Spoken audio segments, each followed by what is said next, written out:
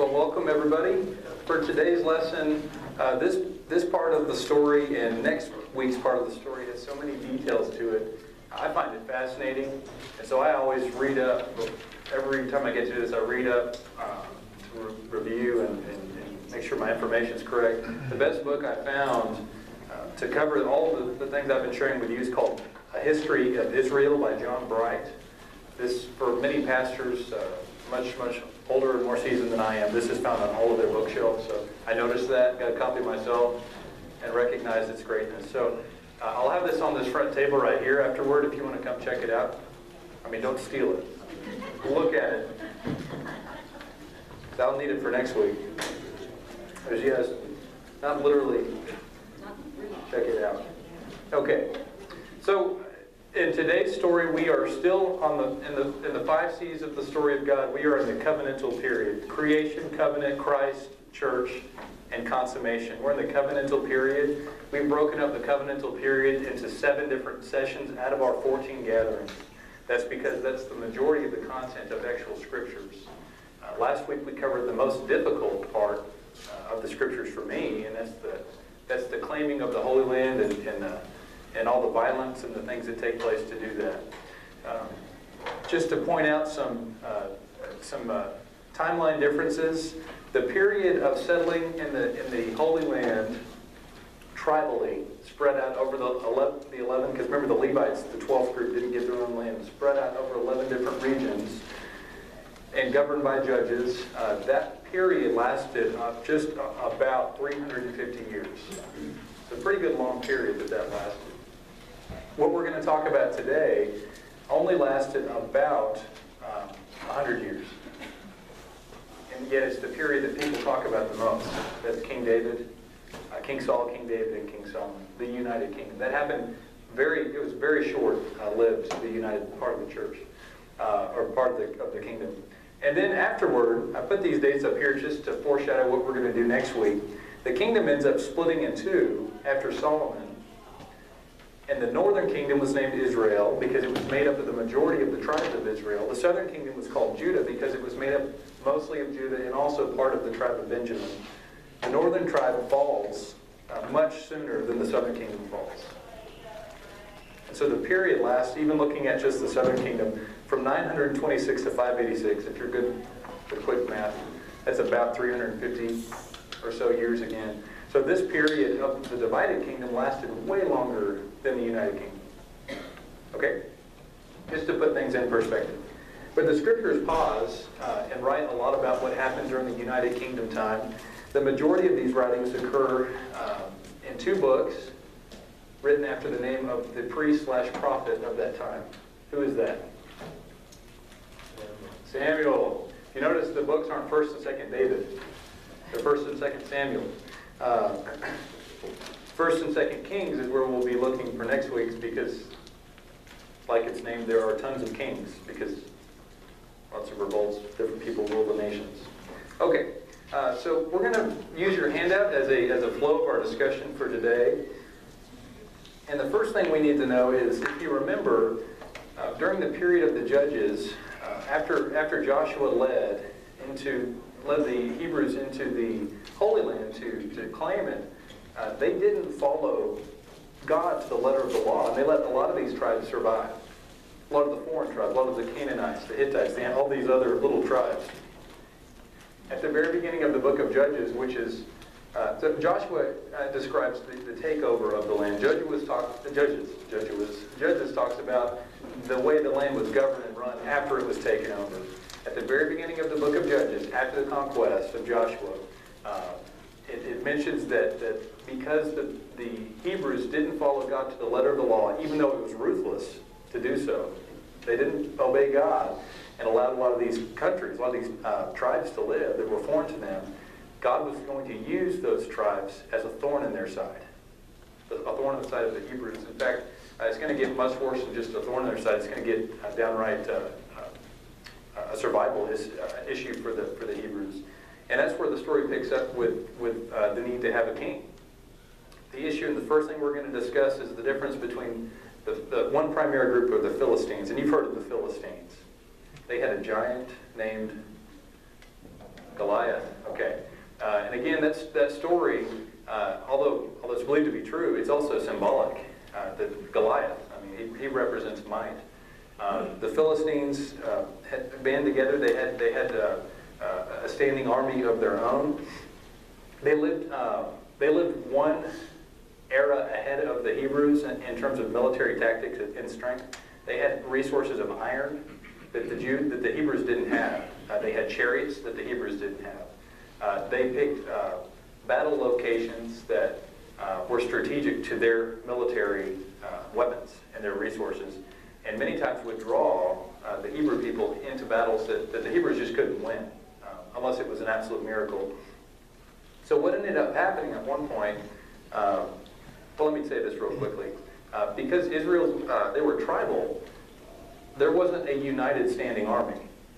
Each of the tribes still had quite a bit of its own independence, and so there wasn't this unification and a common goal and let's stick together to defeat these Philistines.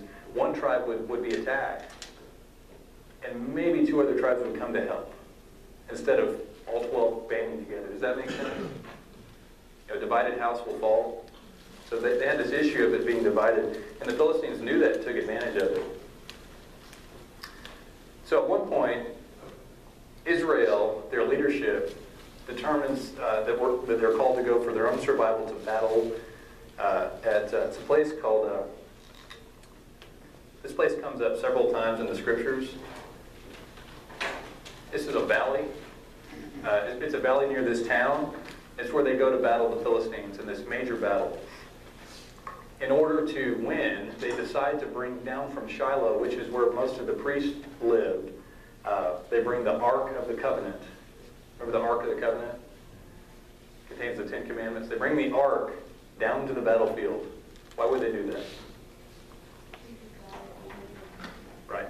They hoped that God would favor the battle on the Hebrew side and they would win. That's not what happened. Have you ever done something and hoped God blesses it? Instead of just listening to God and doing what He wants? That's what they did. They just said, well, let's do this and hopefully God will bless this move. Well, what ended up happening was they lost a horrible battle, a decisive.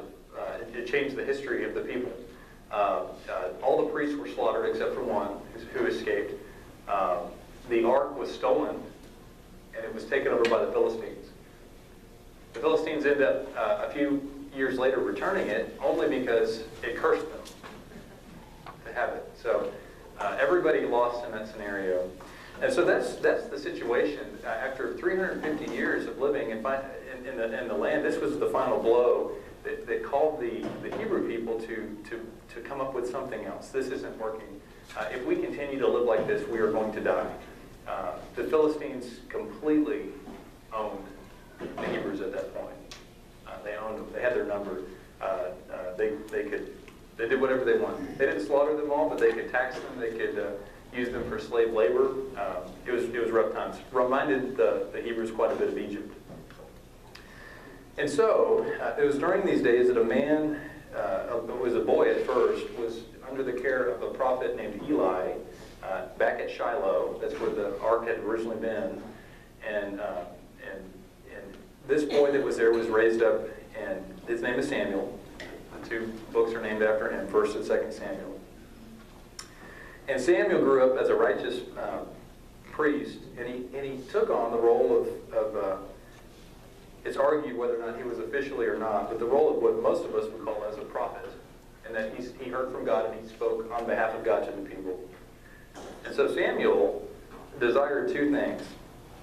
The first is he, like most people, he was sick of the Philistines. He was sick of the way they pushed the Hebrews around.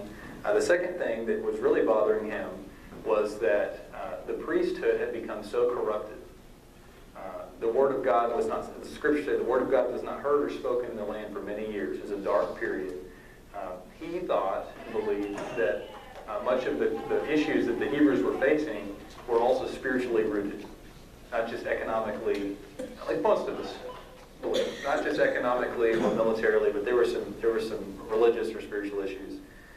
And so he was, his whole life was marked with a passion to revive the people. to revive the identity of the people, the prosperity, the mission. Okay? Much like a church, right, would love to revive, or a country would love to revive. Samuel was the one in whom this was first spoken by God. He was the one who was awakened by God 3 times, remember? He would go to Eli and say, "You called me?" And Eli finally said, "I think the Lord's calling you." And on the 3rd time, Samuel listened to God. And God revealed all the things I just told you, some pretty heavy things to Samuel. So what ended up happening, and we don't have time to get to the ins and outs how it took place. It was kind of a mixed blessing, but the people discerned and begged God to be united under a king, because all of the other foreign people, all the other Gentiles that they lived amongst, had a centralized authority. Whereas it's hard to imagine, but the Jewish people had no centralized authority except Yahweh, and Yahweh would appoint judges to handle some situations, but there was no plan of action set up. Don't you like to know, like, that there's a course of action if something bad were to happen? This is how we'll carry it. So it was real willy-nilly for a long time, for those 350 years. And so they sought comfort and sought familiarity with a centralized position of authority and power, which we would call as a king. Well, they didn't get a king at first. They got a guy named Saul. If you read carefully, when Saul was anointed, he was actually given, I wrote the two words down there. It's actually in Hebrew. The first word is that he was anointed to be leader and commander. And his task, as given to him by Samuel by God through Samuel, was for him to help transition the people from tribal independence to a united monarchy. Now, you can guess that he had a lot of resistance to uniting a bunch of independent tribes. Can you imagine? He had a lot of things to negotiate, trust issues. He had issues of dealing with the old way that we've always done it. Who are you and why should we follow you? Those sorts of questions. And that was his entire ministry, his entire role during this transition was to transition the people from a tribal sect to a united sect that David completed. So we'll get to David here in a minute, but Saul was destined to have a hard time. Just historically, biblically, and he did have a hard time. He was not a king. He was a commander. I wrote king just because that's how most of us think of him. He was constantly at war. He started out at war. That was used by God to help unite the people underneath him. He went after one of the smaller tribes, one of the Canaanite tribes that had been attacking and harassing the people. He mounted up an army and defeated them. That was the first win in years that the people had experienced, and so they had all this energy following him.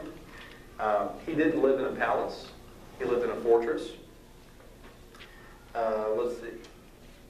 And he spent his entire rule fighting wars, reestablishing the boundaries, reestablishing the reputation in the land that the Hebrew people are going to make it. We are going to survive. We are not pushovers any longer.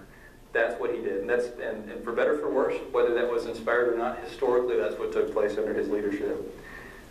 His downfall occurred for a few reasons. One is that he ended up, well, I'll get to the big break in a minute.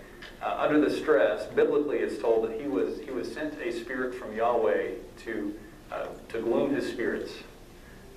We would call that depression, but he was under deep duress his entire leadership, always fighting battles, always putting down revolts, always trying to deal with bringing the people forward to a united situation and dealing with the nitpicking.